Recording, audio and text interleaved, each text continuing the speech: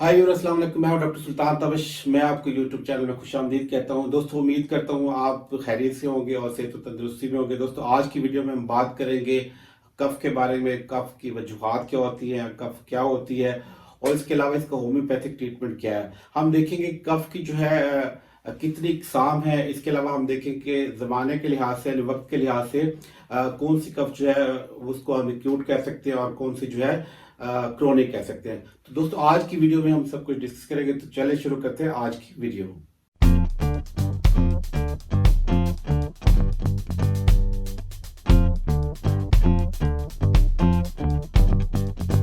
तो देखते हैं कफ क्या है। कफ, आप सब लोग कफ के नाम से वाकिफ है। खांसी क्या होती है? मोस्टली जब हमारे गले में या कहीं पे हमें ऐसा महसूस होता है कि मुझसे कोई चीज जैसे महसूस हो, या फिर हमें कोई यहाँ पे गले के अंदर जो खराश महसूस हो, या फिर हमें ऐसा लगे कोई चीज हमारे गले में है तो हम उससे निकालने की कोशिश करते हैं। तो उस सूरत में हम कफ करते हैं। कफ की जो है बहुत सी वजूहत हो सकती हैं। जिस सबसे जो मेन वजह है वो रेस्पिरेटरी इन्फेक्शन है, यानी हमें गले की इन्फेक्शन है। तो इसके अलावा भी बहुत सी कफ की वजूहत है जिसकी वजह से आपको कफ हो सकती है। अगर नजला खांसी है, कॉमन कोल्ड या फ्लू है तो उससे भी कफ हो सकती है। उसके अलावा अस्थमा है तो तब भी कफ हो सकती है। बाद लोगों को अगर हार्ट फेलियर हो जाए तो तब भी जो है उनको जो कफ की शिकायत हो सकती है। इसी तरह अगर हमारे अगर फेफड़ों में यानी लंग्स में इन्फेक्शन हो गई है तो तब भी कफ हो सकती है। और इसके अलावा लंग्स के अंदर अगर ट्यूमर हो तब भी जो है कफ हो सकती है। स्मोकिंग रीजन है। बहुत सी ऐसी मेडिसिन हैं अगर वो लें तो उनसे भी जो है कफ हो सकती है। तो ये तो कुछ रीजन है जिनकी वजह से कफ हो सकती है। मोस्टली जो मेन रीजन है वो कह लें कि जो है अपर या लोअर रेस्पिरेटरी ट्रैक इन्फेक्शन में जो इन्फेक्शन होती है उसकी वजह से आप कह सकते हैं कफ हो सकती है। ये तो दोस्तों कुछ वजूहात थी कि कफ की जो वजूहात क्या होती है। इसके बाद हम देखते हैं कि कफ कितने किस्म की होती है। कफ जो अगर मैं वक्त के लिहाज से इनको डिवाइड करूं तो कफ को मैं 3 हिस्सों में डिवाइड कर सकता हूं।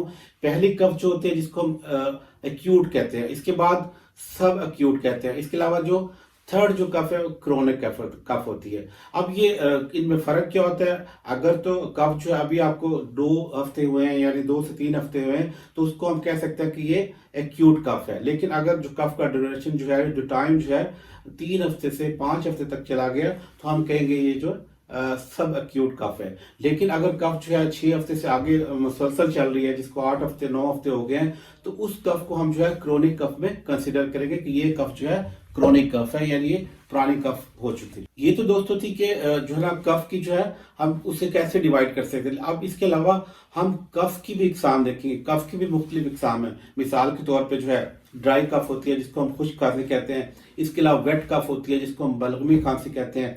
इसके अलावा आपने वूपिंग कफ का नाम सुना, क्रोपी कफ का नाम सुना होगा। तो ये सारी कफ जो है, ये सारी हम जो कोशिश करेंगे इन पे सब पे जो बात करें, इनको देखें कि इनकी सिम्टम्स क्या है, इनकी वजूहत क्या है, इनके जो है इलाज होम्योपैथिक क्या है। तो लेकिन दोस्तों, क्योंकि अगर मैं एक ही वीडियो के अंदर ये सारी जो है ड्राई कफ, वेट कफ या ओपी कफ, जितने भी कफ अगर कवर करूंगा तो हो सकता है कि मेरी वीडियो बहुत लंबी हो जाए। तो मैं कोशिश करूंगा कि हर वीडियो जो है उस पर एक टॉपिक लूंगा, कफ क्या होती है। लेकिन आज की वीडियो में हम बात करेंगे वेट कफ क्या होती है। वेट कफ जो है इसका हम देखेंगे कि सिम्टम क्या है, इसका होम्योपैथिक ट्रीटमेंट क्या है। अच्छा, मैंने आपको बताया था कि मोस्टली जो ड्राई कफ होती है उस पर जो इन्फेक्शन जो कह लें यानी ऊपर वाले हिस्से में होती है, यानी अपर रेस्पिरेटरी ट्रैक इन्फेक्शन की वजह से ड्राई कफ होती है। लेकिन जब हम वेट कफ की बात करते हैं तो यहाँ पे जो है इन्फेक्शन थोड़ी बढ़ जाती है और इन्फेक्शन जो है वो कह लें यहाँ से थोड़ी नीचे हो जाती है और बीमारी थोड़ी पुरानी हो जाए तो वेट कफ की फिर शिकायत हो जाती है।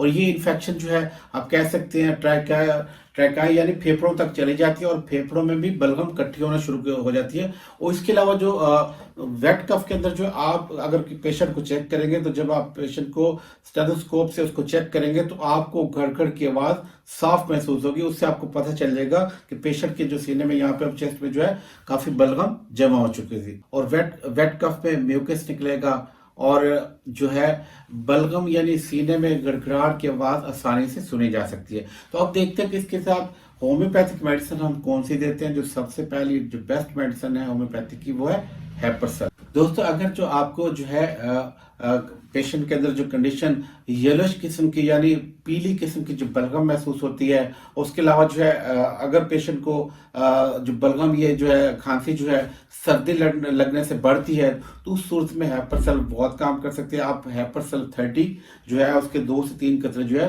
सुबह दोपहर शाम पेशेंट को दे सकते हैं। तो ये जो है बलगमी खांसी में बहुत अच्छा काम करती है। स्पेशली जो है ठंडी सर्दी लगने से अगर खांसी बढ़े तो हेपरसल जो है बहुत अच्छी है। और जो पेशेंट जो है वो येलोइश किस्म का यानी पीले किस्म की जो बलगम है वो उसको महसूस होगी जो है। अच्छा, उसके बाद जो बलगमी खांसी की जो वेट कफ की जो बहुत अच्छी मेडिसिन है वो कह सकते हैं काली बाई क्रोम है। काली बाई क्रोम का जो बहुत अच्छा रिजल्ट है, अगर जो पेशेंट को जो है स्टिकी किस्म की जो है नेजल कंजेशन महसूस हो और बलगम जो है उसको लगे कि जो उसके यहाँ पे चिपकी हुई है और वो निकालने की कोशिश करता है तो थोड़ी सी निकलती फिर भी महसूस हो कि बलगम मेरे जो अभी अंदर है, तो इस किस्म की जो कह लें जो कंडीशन में यानी बलगमी खांसी में काली बाई क्रोम बहुत अच्छी मेडिसिन है। और पेशेंट जो है उसको महसूस होता है जैसे उसका जो सीना जो है वो बलगम से भरा हुआ है और जोर लगाकर वो निकालने की कोशिश करता है।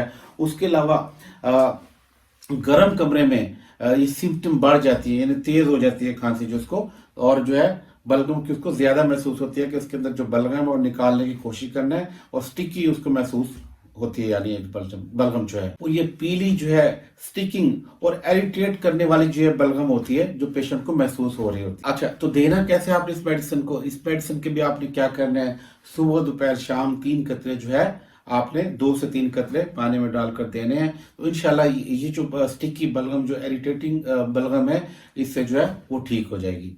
तो ये तो हमारी दूसरी मेडिसिन थी जो आप बलगमी खांसी में दे सकते हैं। उसके बाद जो मेडिसिन है वो डलका मारा है। डलका मारा भी जो है 30 जो है बलगमी खांसी के लिए बहुत अच्छी है और सर्दियों में ये बहुत अच्छा काम करती है। अगर मोस्टली जो लोगों को सर्दियों में बलगमी खांसी होती है तो उसके लिए बहुत अच्छा काम करती है। और ये जो बलगम जो जमी महसूस होती है और खांसने में जिसको प्रॉब्लम महसूस हो उस बलगम के लिए बहुत अच्छी है। और पेशेंट जब खांसता है तो खांसते खांसते उसकी थोड़ी सी बलगम निकलती है, लेकिन उसको निकालने के लिए जोर महसूस उसको लगाना पड़ता है। उससे महसूस होता है कि अभी भी जो है बलगम है, तो उस सूरत में जो है डलका मार 30 आप यूज कर सकते हैं। बहुत अच्छी मेडिसिन है, बहुत अच्छे रिजल्ट है इसके। दोस्तों इसको भी क्या करना है, आपने डलका मार 30 को 2 से 3 ड्रॉप जो है सुबह दोपहर शाम लेना है।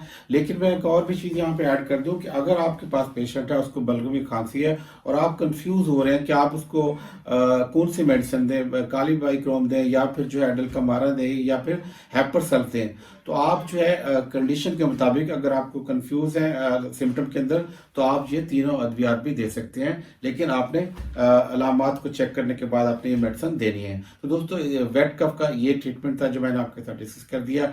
तो अभी नेक्स्ट वीडियो में मैं जो है कह लें बाकी जो हमारी जो है कफ है उनको डिटेल से डिस्कस करेंगे और उनकी मेडिसिन जो है वो मैं आपको होम्योपैथिक। तो नेक्स्ट वीडियो में हम वूपिंग कफ और क्रूपिंग कफ को देखेंगे यानी काली खांसी और बार्किंग डॉग जो आपने नाम सुना, बार्किंग जिसको उर्दू में अक्सर कुत्ता खांसी भी कहते हैं, तो उनको भी हम जो है एक एक वीडियो में डिस्कस कर लेंगे। तो इजाजत दीजिए, जल्द मिलते हैं किसी नई वीडियो के साथ, नई इन्फॉर्मेशन के साथ। अगर आपको मेरी आज की वीडियो अच्छी लगी तो मेरे चैनल को लाइक कीजिएगा, सब्सक्राइब कीजिएगा। तब तक